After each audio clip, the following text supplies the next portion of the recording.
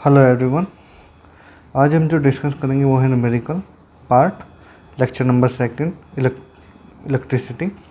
तो इसमें जो भी इम्पोर्टेंट क्वेश्चंस हैं वो हम करने वाले हैं, और जहाँ तक मुझे लगता है कि यहाँ से हमें काफ़ी क्वेश्चन एग्ज़ाम में मिलने वाले हैं। और वे क्वेश्चन हम ज़्यादा फोकस करेंगे जो प्रीवियस ईयर में आए हुए हैं, ठीक है।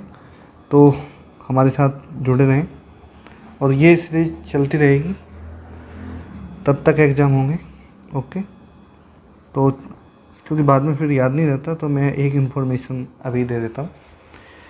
जो हमारे इस चैनल पर बिल्कुल नए हैं वो सब्सक्राइब करें और शेयर करें और लाइक ज़रूर करें, क्योंकि बाद में फिर याद नहीं रहता, ठीक है।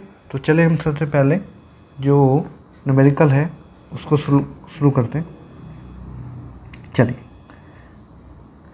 देखिए, जो हमें सबसे पहले मिला है, मैं क्वेश्चन भी लिखूंगा, देखते हैं कितने क्वेश्चन यहाँ पे हम डिस्कस कर पाते हैं। Question number 1, a heater of resistance. थोड़ा मैं फास्ट लिखूंगा तो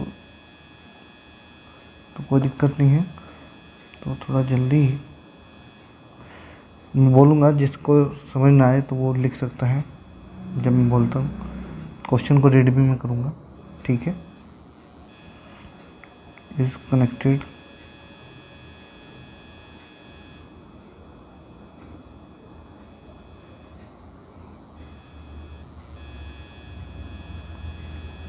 to 220 volt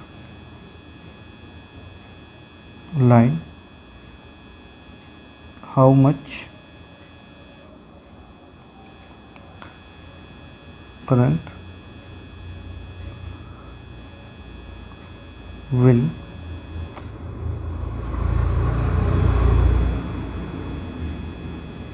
this heater drawn? ये हमारा क्वेश्चन है। हमारे पास एक हीटर है जिसकी रेजिस्टेंस 50 ओम दे रखी है, connected to 220 volt line. How much current will this heater draw? कितनी इसमें यहाँ से करंट पास हो रही है। देखो हमारे पास में रेजिस्टेंस है और वोल्ट है। सबसे पहले हम क्वेश्चन को सोल्व करने के लिए हमें क्या करना है, हम क्या करेंगे,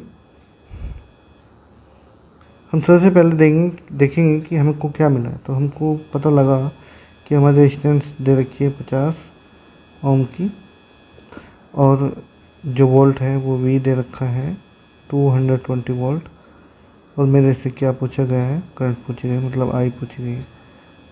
तो मैं यहाँ से पता कर सकता हूँ कि ऐसा कौन सा मेरे पास एक फॉर्मूला है जो हम अप्लाई कर सकते हैं। ओम्स लॉ को सभी जानते हैं, वही हम इसमें अप्लाई करेंगे।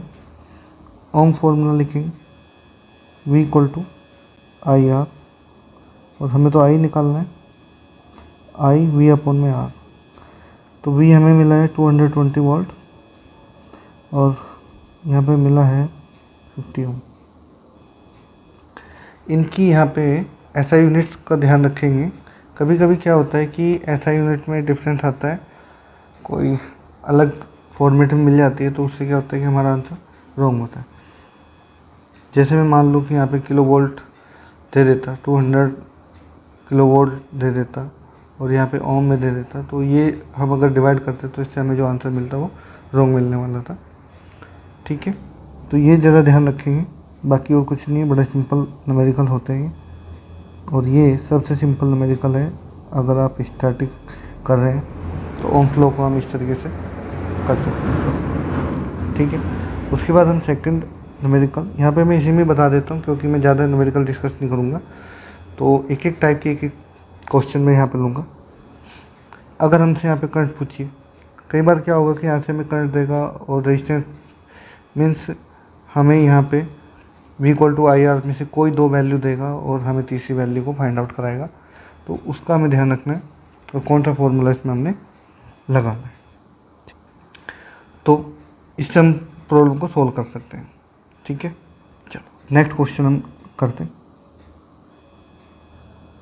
देखिए हमें क्वेश्चन मिला है, we have a copper wire of resistance are, this wire is pulled so that its length is double, जिसमें कंडीशन दे रखी है जो टेम्परेचर है रिमेन कांस्टेंट होना चाहिए। तो find the new resistance of wire in terms of its original resistance. ठीक है, जो ओरिजिनल रेजिस्टेंस है उसकी टर्म में हमें वैल्यू को फाइंड आउट करना है। ऐसे क्वेश्चन को हमें थोड़ा ध्यान से करने की ज़रूरत होती है। ये बड़े सिंपल क्वेश्चन होते हैं, पर कई बार क्या होता है कि हमें ये क्वेश्चन सॉल्व करने में प्रॉब्लम होती है। ये प्रॉब्लम तब होती है कि जब हमारे कॉन्सेप्ट क्लियर नहीं होते। तो एक एक करके हम शुरू करते हैं। तो एक हमारी वायर है, हमने उसको स्ट्रेच किया, पहले उसकी कोई रेजिस्टेंस थी, अब उसकी कोई रेजिस्टेंस चेंज हो गई। क्योंकि हमें पता है कि जो रेजिस्टेंस है किन चीज़ों के ऊपर डिपेंड करती है, लेंथ के ऊपर डिपेंड करती है, एरिया के ऊपर डिपेंड करती है। तो हमारा एरिया यहाँ पे चेंज होगा क्योंकि लेंथ बढ़ेगी। ठीक है, तो उन्हीं सब को कॉन्सेप्ट को हम लगाएंगे। तो मैं सबसे पहले रेजिस्टिविटी का फॉर्मूला लिखता हूँ, क्योंकि यहाँ पे रेजिस्टिविटी तो क्योंकि उस वायर की कांस्टेंट रहेगी। क्यों रहेगी? क्योंकि वो वायर जो पहले थी कॉपर वायर, वही बाद में भी कॉपर वायर। तो कॉपर वायर की जो रेजिस्टिविटी होती है सेम रहेगी, मतलब सेम मटेरियल की जो रेजिस्टिविटी होती है सेम होती है, चाहे हम लेंथ में और एरिया में कोई भी चेंज लेकर आए। ओके, चलो सॉल्यूशन में क्या है कि R equal to rho L upon A, ये मिला, मतलब ये हमारा फॉर्मूला हो गया। जैसे हमने इसको स्ट्रेच किया, कोई एक वायर थी जिसको मैं जैसे एक वायर मान लो, यहाँ पे लेंथ है L, लेंथ की हमारे पास एक कोई वायर है और मैं इसको स्ट्रेच कर रहा हूँ। तो स्ट्रेच कर रहा हूँ, कितने स्ट्रेच किए हैं? डबल किए। तो मैं जो न्यू यहाँ पे लिखेंगे, न्यू लेंथ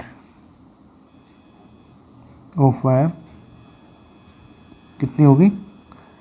जो न्यू लेंथ होगी वो हमारी होगी L डैश। मैं ऐसे मान लेता हूँ कि हमारी जो वायर है और लेंथ उसकी होगी तो 2L, ओरिजिनल लेंथ का डबल हम लिखिए। ठीक है, उसके बाद क्या, जब एरिया ऑफ क्रॉस सेक्शन की हम बात कर रहे होंगे, जब लेंथ को आप डबल करेंगे, ठीक है, जब आप लेंथ को डबल करेंगे तो जो हमारा एरिया होगा क्या वो भी सेम रहेगा? नहीं, वो हमारा एरिया सेम नहीं रहेगा। तो new area of wire means, यहाँ पे भी मैं A डैश लिखता हूँ और A/2, क्योंकि मैंने लेंथ को डबल किया तो एरिया हाफ हो गया। ठीक है, ये कॉन्सेप्ट हर उसमें लगेगा, चाहे कोई वैल्यू दे रखी हो या ना दे रखी हो। अगर जहाँ पे हमें डबल करने की बारी आ रही हो या फिर उसको मिनिमाइज कर देंगे कि उसको हाफ कर दिया लेंथ का, उसी वायर को हमने हाफ कर दिया, मीन्स हमने उसमें मटेरियल से कोई भी मटेरियल को कम नहीं किया है, मटेरियल सेम था, उसी मटेरियल का हाफ किया है या उसी मटेरियल को डबल किया है। तो तब ये कॉन्सेप्ट हम अप्लाई करते हैं। हाफ कर रहे होते हैं तो एरिया डबल हो जाता है। ठीक है, चलो तो नेक्स्ट पेज पे नहीं जाते हैं, अभी यहीं पे करेंगे हम। ठीक है, तो मैं R डैश लिखता हूँ। ठीक है, तो R डैश मेरा क्या होगा, वैल्यू पुट कर दो, रो सेम रहेगा, यहाँ पे L डैश अपॉन में। ठीक है, तो वैल्यू पुट करनी है, हमें कुछ नहीं करना, बड़ा सिंपल है। रो सेम रहेगा, L क्या निकाला हमने, 2L निकाला था और एरिया हमने क्या करा था, हाफ करा था। तब अगर हम कैलकुलेशन करें तो हमें क्या मिलने वाला है, 4 रो L अपॉन ये मिलने वाला है। और क्योंकि इससे पहले हमने देखा था, क्या देखा था, इसको मैं अगर इक्वेशन नंबर 1 कह लूँ तो from the equation number 1, from the equation number 1 तो क्या मिलेगा हमें, यहाँ पे नीचे कर देता हूँ, R dash equal to 4 into R ये एक रिलेशन हमें मिला, ठीक है, ये रिलेशन हमें मिला, ये भी काफ़ी इम्पोर्टेंट है। अगर मैं कहूँ कि हमारे पास एक कोई वायर थी, इसे मैं एक क्वेश्चन में ऐड कर देता हूँ। मैं क्वेश्चन को अभी रीड करके बताऊंगा, वो दूसरे टाइप का क्वेश्चन है, सेम फॉर्मूला अप्लाई होगा, मुझे काफ़ी अच्छा लगा वो, ठीक है। चलिए देखते हैं नेक्स्ट क्वेश्चन। तो क्वेश्चन नंबर हमारा 3 आ गया। An aluminium wire has diameter 0.5 mm and resistivity 2.8 into 10⁻⁻6 ohm centimetre में दे रखी है, ओके। तो how much length of this wire is required to make the 10 ohm coil. हम ये निकालना चाहते हैं कि हम एक 10 ओम की रेजिस्टेंस की वायर बनानी है, ताकि जिसका रेजिस्टेंस 10 ओम आए तो मुझे कितनी बड़ी लेंथ की वायर लेनी पड़ेगी जब उसका रेजिस्टिविटी इतनी हो और डायमीटर इतना दे रखा हो। यहाँ पे सबसे पहले चलो फॉर्मूला तो हमें पता है, क्योंकि अभी हमने लगाया था इसमें फॉर्मूला रेजिस्टिविटी का, फॉर्मूले में कोई दिक्कत नहीं। जो भी छोटी सी एक प्रॉब्लम है, वो हमारी जो प्रॉब्लम है वो है किसमें प्रॉब्लम है, एम में। ये एम में दे रखा है, बाकी सब सेंटीमीटर में दे रखी है। तो सबसे पहले तो हमें इनको कन्वर्ट करना पड़ेगा सभी को, किसमें, एम और सेंटीमीटर में कोई नहीं रिलेशन होता, तो एम को भी हमें मीटर में कन्वर्ट करना है, और जो सेंटीमीटर में उसको भी हमें मीटर में कन्वर्ट करना है, ठीक है, ठीक है। तो सबसे पहले क्या दे रखा है, डायमीटर दे रखी है, डायमीटर मतलब 0.5 mm, इसको ये डायमीटर दे रखी है, ठीक है। R इक्वल टू क्या होता है, D/2 होता है। अगर मैं वैल्यू पुट करूँ तो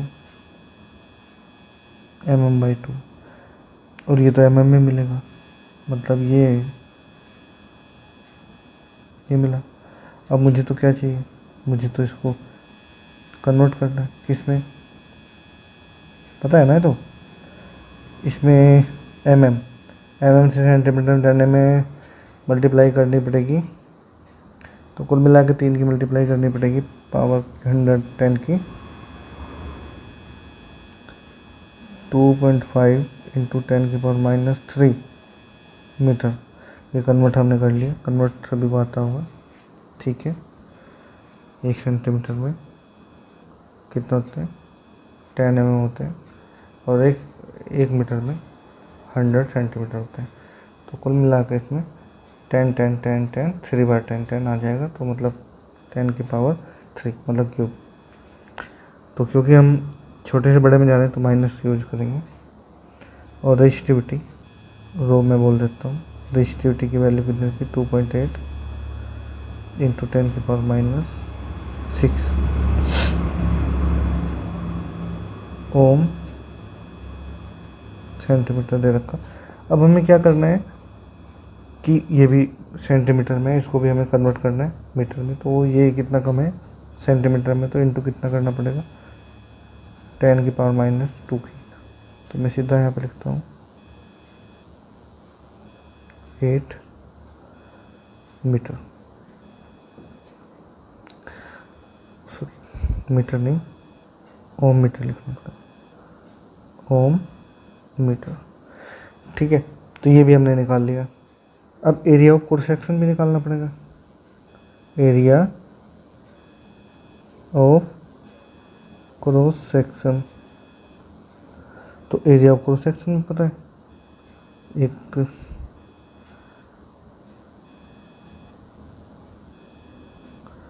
एरिया ऑफ क्रॉस सेक्शन मतलब एक वायर थी, मतलब एक सर्कल का फॉर्मूला लगाओ एरिया निकालने का, πr²। तो ये हमने लगाया, r हमें मिली हुई है, ठीक है, पाई पता ही है। तो अभी हमें यहाँ पे, और एक हाँ रेजिस्टेंस की वैल्यू भी तो पता है, r की वैल्यू दे रखी 10 ओम, ठीक है। तो हमें जो निकालना है वो लेंथ निकालना है। तो सीधा फॉर्मूला अप्लाई करेंगे, सब वैल्यू को पुट करेंगे, और यहाँ पे हम प्रॉब्लम को सोल्व कर पाएंगे। तो वैल्यू सबने देख ली होंगी और इनको सबको याद रखना है। सबसे पहले हम फॉर्मूला लिखेंगे और आपको सभी को फॉर्मूला बार बार लिखना है ताकि ये रिवाइज हो सके और लर्न हो सके।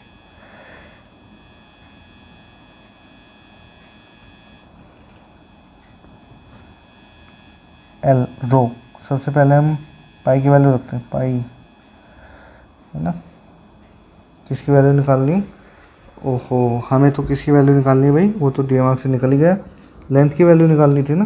तो अभी फॉर्मूले को थोड़ा सा चेंज और करेंगे, यहाँ से डायरेक्ट में बदल देता हूँ, यहीं से ही मुझे क्या निकालना, लेंथ निकालनी है ना। तो लेंथ निकालने के लिए मुझे आर ए बाई रो, और आर तो बाद में रखेंगे, यहाँ पे पाई आर स्क्वायर अपॉन में रो।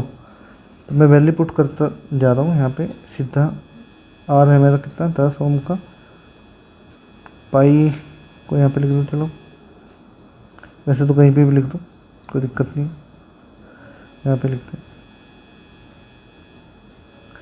इंटू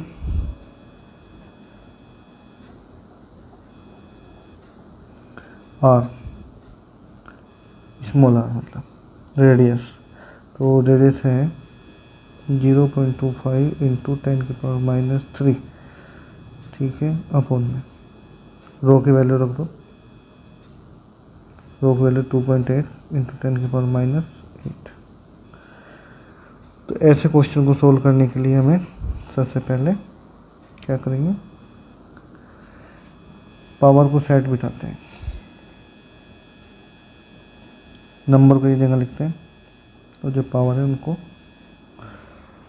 एक जगह लिखते हैं। ओके, आर स्क्वायर था ना, ये रह गया था, ठीक है। तो 2.2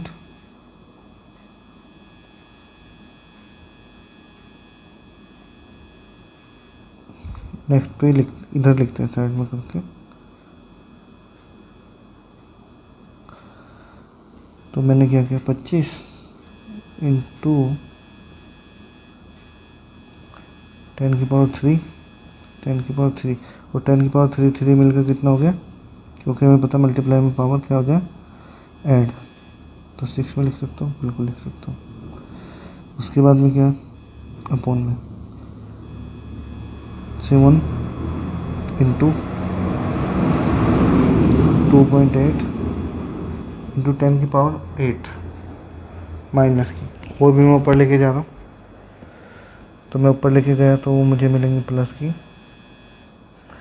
अभी अगर मैं पॉइंट सबको हटाऊँ, ठीक है सर, मैं पॉइंट निकालता हूँ, या ऐसे कैसे मर्जी कर लो इसको मैं एक लाइन में और करता हूँ आगे बढ़ा के, तो मुझे मिलेगा 10 को भी अगर मैं यहाँ पे यूज करना चाहूँ तो कर सकता हूँ,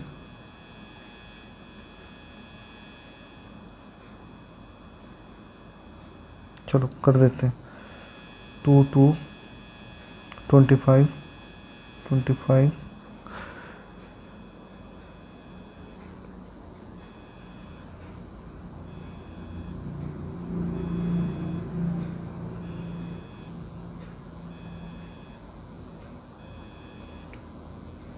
यहाँ पे माइनस की जो पावर है वो 2 और आ जाएंगी, तो कुल मिला के इतने हमारे पास माइनस के होंगे और इतने हमारे पास प्लस के होंगे, तो कुल मिला के ये जो टर्म है हमारी यहाँ से निकल जाएगी और हम यहाँ पे इसको सोल्व कर पाएंगे, और उसकी वैल्यू जो आएगी मल्टीप्लाई डिवाइड करके सब कुछ, मैं डायरेक्ट आंसर लिख रहा हूँ, टाइम थोड़ा सा बचा लेता हूँ, बाकी आंसर आएगा सिंपली, और कुछ नहीं करना है, ठीक है ठीक है।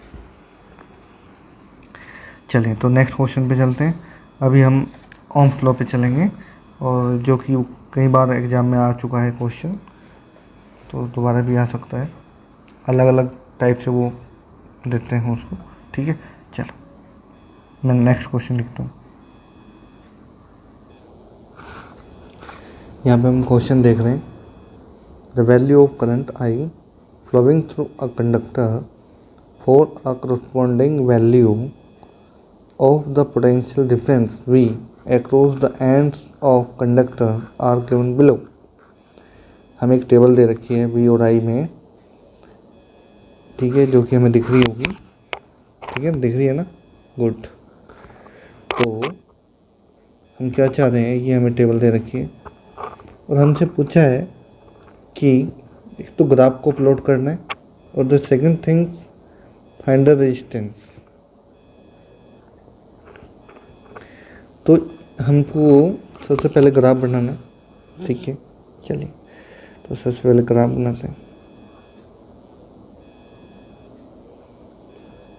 ग्राफ काफ़ी वैसे तो इजी होता है, देखते हैं सॉल्यूशन में, देखते हैं क्या मिलेगा। हम बनाते हैं ग्राफ।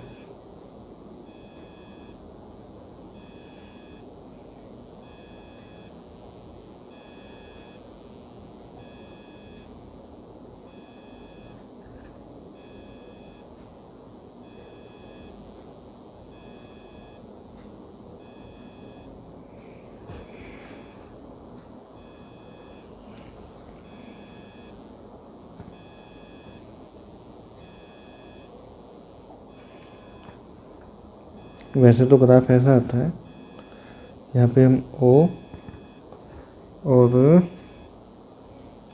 V लिखेंगे, यहाँ पे हम करंट का वेरिएशन को दिखाएंगे।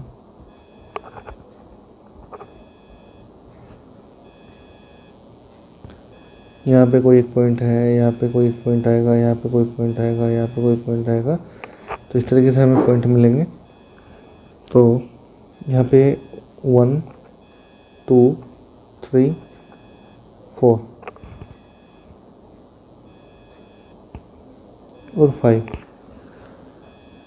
यहाँ पे 0.5 0.0 0.10 0.1.5 एंड 2.0 2.5 एंड 3.0। ऐसा हमें ग्राफ मिला और हम देख पा रहे हैं कि इस तरीके से अब हमको क्या करना, ग्राफ तो हमने बनाया corresponding to given value, corresponding to given value हमने ग्राफ तो बनाया है। अब हम क्या करेंगे, वैल्यू को कैलकुलेट करेंगे, किसकी, रेजिस्टेंस की। आर हमें निकालना है और आर का जो फॉर्मूला होता है 1 बाई स्लोप ऑफ कर्व, ठीक है, स्लोप ऑफ कर्व। अब ठीक है, स्लोप ऑफ कर्व, ये हमारी स्लोप होगी और मैं यहाँ पे दूसरा कलर लेके इस पे डालते हैं,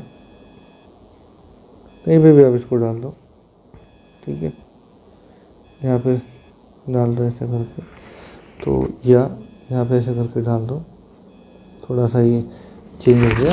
बाकी ये 5 है, इसकी लास्ट लिमिट क्या है, 5 है, और इसकी लास्ट लिमिट क्या है, 3 है, ठीक है। तो इस तरीके से ये आ जाएगा। चलो मैं इसको थोड़ा सा सही भी कर लेता हूँ।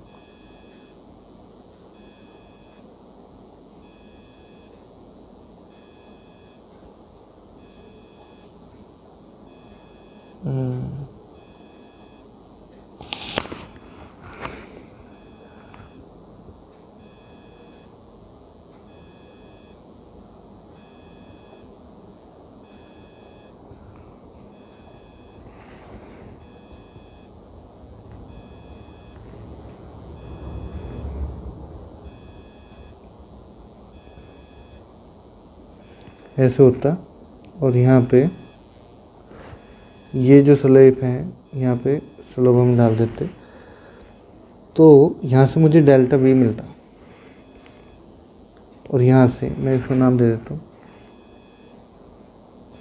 B, और यहाँ पे मिलता हमें A।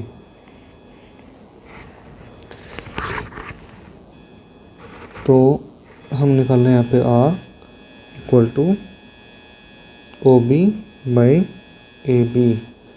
OB जो हमारा है वो 5 दे रखा है वोल्ट, और करंट हमें मिलेगी 3 वोल्ट। जब हम इसको डिवाइड करेंगे तो मुझे मिलेगा 1.67 ओम। तो ये इसका रहेगा आंसर। अभी हम नेक्स्ट टॉपिक पे चलते हैं, ओम्स लॉ की जो दूसरी एप्लीकेशन रेजिस्टेंस को फाइंड आउट करने की। तो कॉम्बिनेशन या मिक्स कॉम्बिनेशन ऑफ रेजिस्टेंस, इसको हम फाइंड आउट करेंगे। ठीक है, चलिए। ये सिंपल क्वेश्चन हमें मिला है, इसको हमने देखना है। देखिए ये है मिक्स कॉम्बिनेशन। तो मिक्स कॉम्बिनेशन है, इसको हम कैसे सोल्व कर सकते हैं। सबसे पहले हमें देखना है कि देखो सीधा सब कुछ पैरेलल में दिख रहा है, नहीं दिख रहा है। तो अभी हमें किस में देखना है, अब इस बॉक्स के अंदर देखना है। ये दिख रहा है पैरेलल में, और बॉक्स इस 2 ओम के पैरेलल सीरीज में है। तो मैं सीधा पैरेलल का फॉर्मूला लगाऊंगा। डायरेक्ट अगर सीरीज का लगाऊंगा तो आंसर नहीं आएगा, तो सीरीज का फॉर्मूला लग नहीं पाएगा। ठीक है, तो यहाँ से हम इक्विवेलेंट रेजिस्टेंस को फाइंड आउट करेंगे। सबसे पहले रेजिस्टेंस बिटवीन बी एंड सी। तो रेजिस्टेंस किसकी निकालनी है, बी एंड सी के बीच में निकालनी है। तो पैरेलल में है, और पैरेलल का formula R equal to 1/R1 plus 1/R2। तो 1/R इक्वल टू, तो वैल्यू पुट करनी है। इसको मैं R1 R2 को R3 मान लेता हूँ। तो मैं वैल्यू पुट करता हूँ। तो पैरेलल की निकाल रहे हैं, तो पैरेलल के लिए लगाया।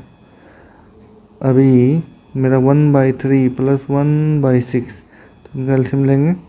एलसीएम हमें 6 मिलेगा, यहाँ पे 2 प्लस 1, तो मुझे 3/6।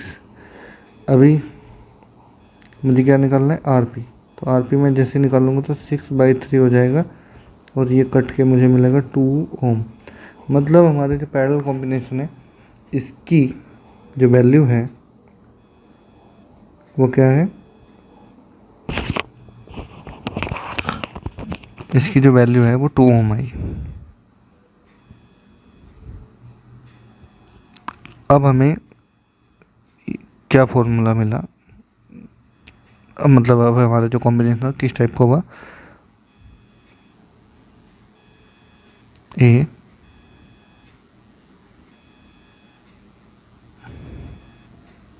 आर पी 2 ओम, यहाँ पे R3 कितना ओम, 2 ओम। तो मुझे तो इक्विवेलेंट निकालनी थी। ठीक है, ये बी पॉइंट था यहाँ पे।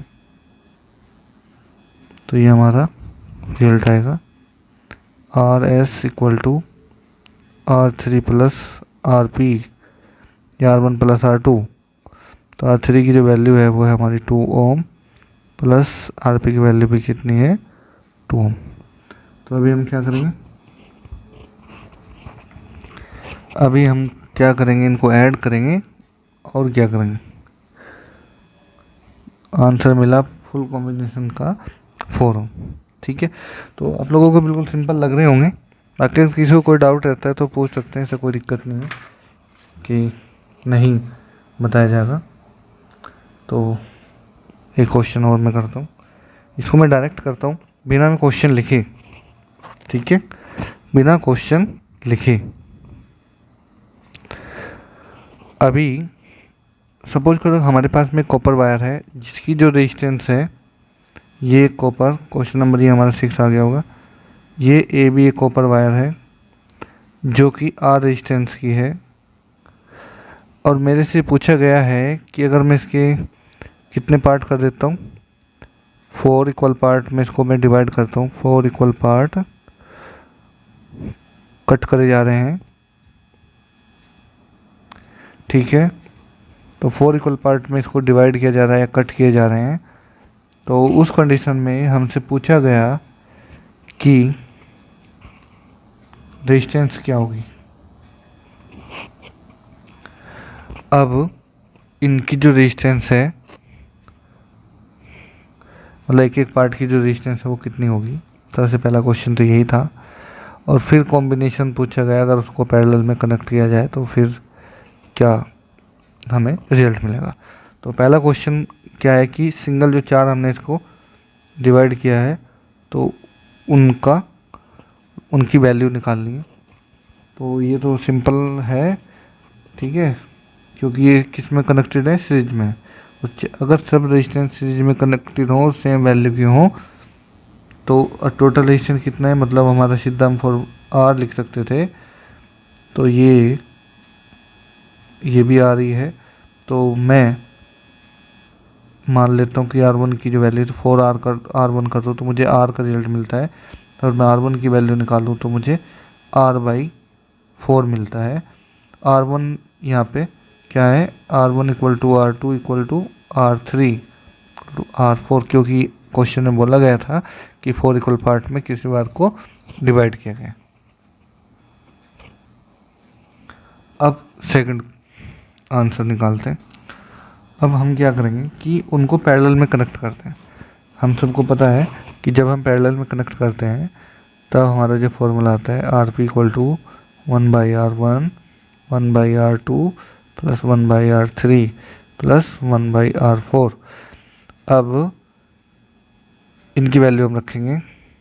अब जब हम इसकी वैल्यू रखेंगे तो हमारा जो 4 है वो ऊपर जाएगा, सब में हमारा जो 4 है वो ऊपर जाएगा।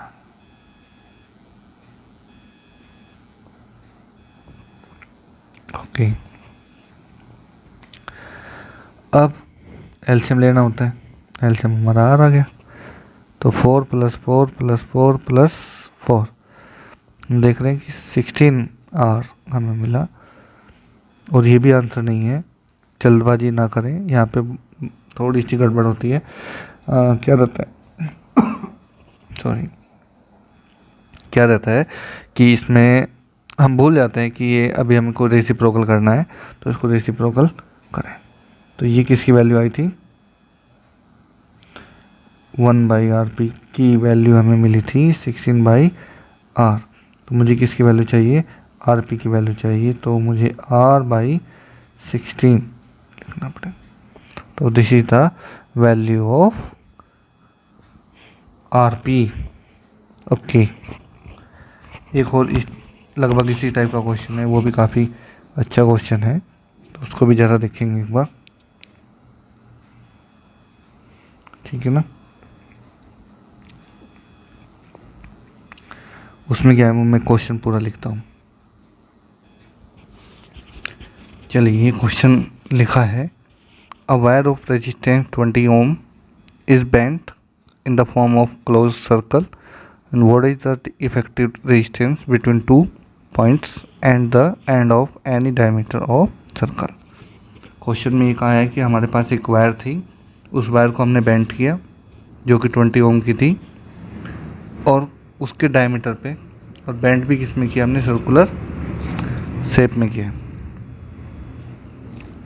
और उसके बाद हमने डायमीटर पे पॉइंट फाइंड आउट करना है, डायमीटर पे हमें रेजिस्टेंस फाइंड आउट करनी है, ठीक है। तो देखते हैं क्या है। ये हमारे पास एक सर्कल जिसकी जो रेजिस्टेंस है वो 20 ओम की है, और ये वो हमारे डायमीटर पे 2 पॉइंट हैं जिन पर हमें इफेक्टिव रेजिस्टेंस फाइंड आउट करनी है, ठीक है। देखो, यहाँ पे कॉन्सेप्ट लगा हुआ है, जो टोटल रेजिस्टेंस है वो कितनी है, 20 है, और हमें ये पता है कि अगर एक सर्कल है उसको हम डायमीटर से काट दें तो 2 भागों में इक्वल डिवाइड होता है, 2 पार्ट में इक्वल डिवाइड होगा। तो यहाँ से जो मुझे R1 और R2 मिलने वाले हैं वो दोनों बराबर मिलने वाले हैं। अब क्योंकि रेजिस्टेंस हमारे पास 20 ओम की है, तो यहाँ से जो रेजिस्टेंस है वो हमें जो मिलेंगे वो 10 ओम के मिलने वाले, ठीक है, 10 ओम के मिल गए। अब दूसरी यहाँ पे कॉन्सेप्ट देखना है कि किस में कनेक्ट है। अब हम देख रहे हैं कि अगर हमारे पास ये होता तो इसको हम ऐसे अगर मैं डिफाइन करूँ, यहाँ से एक रेजिस्टेंस लगी हुई, यहाँ से एक रेजिस्टेंस लगी हुई, तो हमने देखा कि ये जो R1 है और ये जो R2 है दोनों एक दूसरे से किस में कनेक्टेड है, पैरेलल में कनेक्टेड है। तो पैरेलल का फॉर्मूला अप्लाई कर देते हैं, ठीक है। तो हम यहाँ पे क्या कर देंगे, दोनों का पैरेलल का फॉर्मूला अप्लाई कर देंगे। देखते हैं क्या आंसर मिलता है।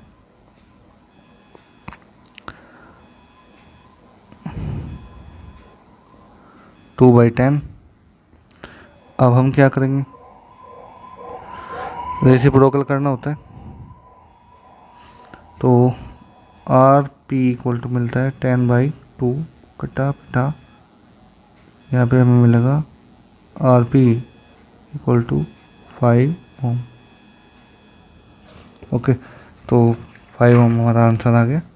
तो बाकी देखते हैं दूसरे और एक टाइप के और क्वेश्चन हमारे पास बचे हुए हैं। आज हम ओम्स लॉ को चल देखते हैं इस क्वेश्चन में क्या है। 3 रजिस्टर हमारे पास में है 3 ओम के, जो कि एक बैटरी से कनेक्टेड है। वो 3 वोल्ट की थी। जो फिगर है, जिस तरीके से वो कनेक्टेड है, वो हमें फिगर में दिखा रखा है। फिगर आपके सामने है। Calculate the current drawn from the battery.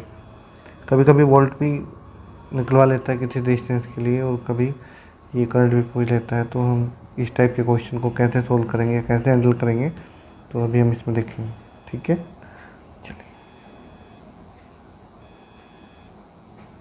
Diagram को अच्छे से देख लो, क्योंकि इसमें ही सब कुछ छुपा होता है। इसमें हमारी करंट बह रही है, ये 3 वोल्ट की बैटरी है, और यहाँ पे 3 ओम, यहाँ पे भी 3 ओम, और यहाँ पे भी 3 ओम। तो 3 रेजिस्टेंस हमें मिली हुई है 3 ओम की। और हम यहाँ देख पा रहे हैं कि सबसे पहले जो मिला है कि हमें 2 दिख रहे हैं, दोनों सीरीज में। यहाँ पे 2 रेजिस्टेंस है, ये किसमें, सीरीज में। इनको इकट्ठा कर लेते हैं। तो जैसे ही हमने इनको इकट्ठा किया, तो वैसे ही हमें आर एस इक्वल टू, मैं डायरेक्ट फॉर्मूला लिख दिया, ठीक है, बहुत बार फॉर्मूला लगा चुके, 6 ओम। ठीक है, अब ये दोनों 6 ओम और 3 ओम किसमें, पैरेलल में। तो आर पी डायरेक्ट फॉर्मूला निकालने का होता है R1 R2 R1 plus R2। तो जैसे मैं इस फॉर्मूला रखता हूँ, तो किसी को भी मैं कुछ भी मान सकता हूँ। R1 इसको मानो, R2 इसको मानो, या R1 इसको मानो। ठीक है, R1 चाहे इसको मानो, चाहे इसको मानो, चाहे R2 मानो, चाहे R2 मानो। ठीक है, तो ये जो कॉम्बिनेशन निकला ना, इसका कॉम्बिनेशन था। तो 6 + 3, तो मुझे क्या मिलेगा, 18/9। ठीक है, और यहाँ से जो मुझे रेजिस्टेंस मिलेगा वो मिलेगा 2 ओम। भाई हमने रेजिस्टेंस फाइंड आउट कर ली। ठीक है, R इक्वल टू कितना होगा, 2 ओम, और V इक्वल टू कितना होगा, 3 वोल्ट। अभी हमें क्या निकालना, अभी करंट निकालनी है। तो अभी हम करंट निकालेंगे, और करंट का फॉर्मूला तो होता है V equal to Ohm's law से, according Ohm's law V equal to IR, और I इक्वल टू क्या होगा, V/R। तो V कितना है, 3, और R कितना है, 2। तो यहाँ से पता लग जाएगा। तो I इक्वल टू आंसर मिलेगा 1.5 एम्पियर। ठीक है, चलो, तो इसका यहाँ पे आंसर आ गया। तो वैसे ही हमारे यहाँ पे वोल्टेज भी निकलवा सकता है, और क्या निकलवा सकता है, करंट भी निकाल सकता है। अभी देखते हैं यहाँ पे हम इसी डायग्राम को दोबारा बना के हम थोड़ा सा एक्सप्लेनेशन देते हैं वो, क्योंकि यहाँ से क्वेश्चन और भी आ सकता है। अब और क्वेश्चन तो नहीं करेंगे हम, बस यहाँ पे थोड़ा सा एक्सप्लेनेशन देंगे।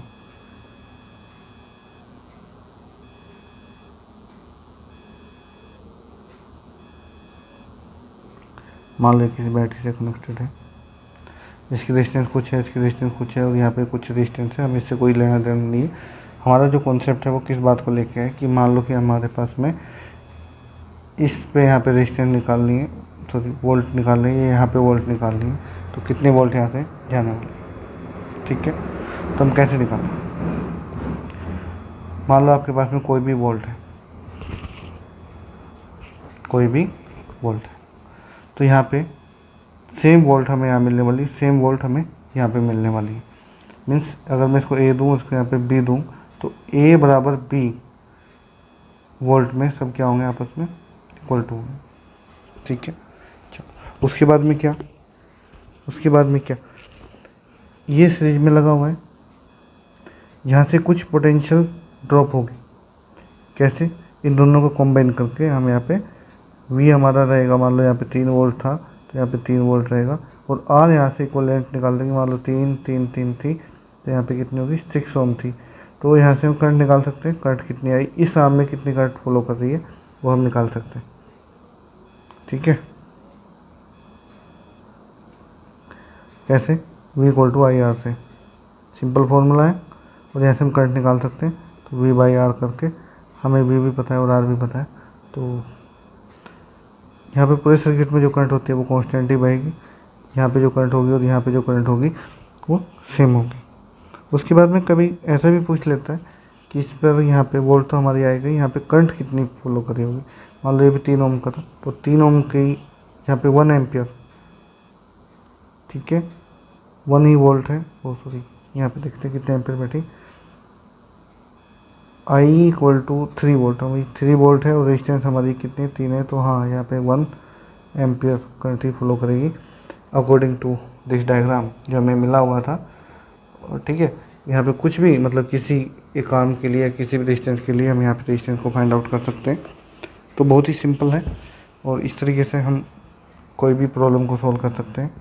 अगर फिर भी कोई क्वेरी बचती है तो बात कर सकते हैं कमेंट में, और इसका पहला लेक्चर भी मैं डिस्क्रिप्शन में डाल दूंगा, और एक टेलीग्राम ग्रुप है जिसमें हम आपस में डिस्कशन करते हैं, तो डिस्कशन ग्रुप के नाम से, तो आप उससे भी कनेक्ट हो सकते हैं और वहाँ पे कोई भी क्वेरी अपनी पुट कर सकते हैं। ओके, ठीक है, तो thank you for watching. Okay, bye bye and take care.